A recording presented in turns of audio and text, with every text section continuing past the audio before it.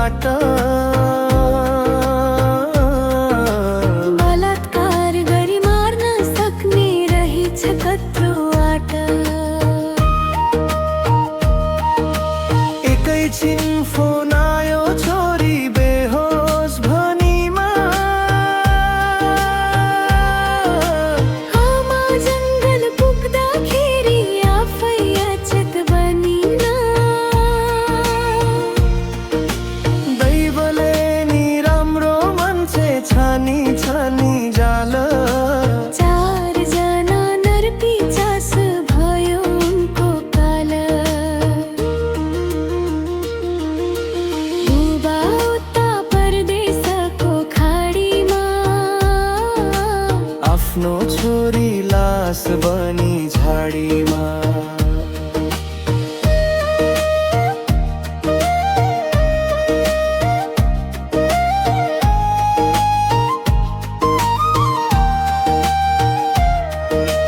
सानैदेखि लगनशील डाक्टर बन्ने चाह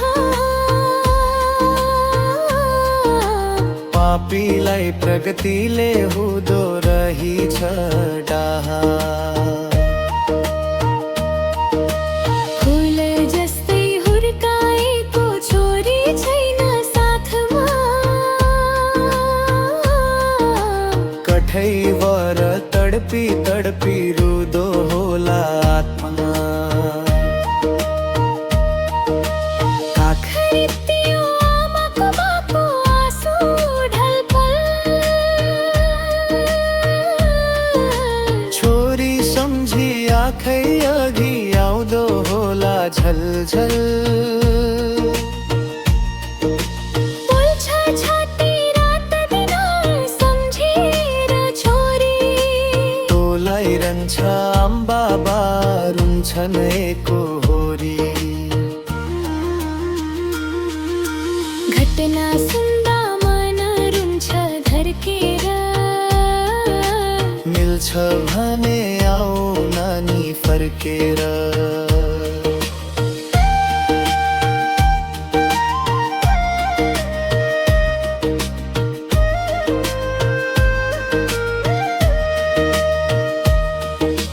राजनीतिले कहिलेसम्म आफ्नो मान्छे भन्ने कहिले होला नेपालमा दरो कानुन बन्ने निर्दोष कै किन हुन्छ सधैँ हाहार दोषीलाई कारबाही गर्देऊ नेपाल सरकार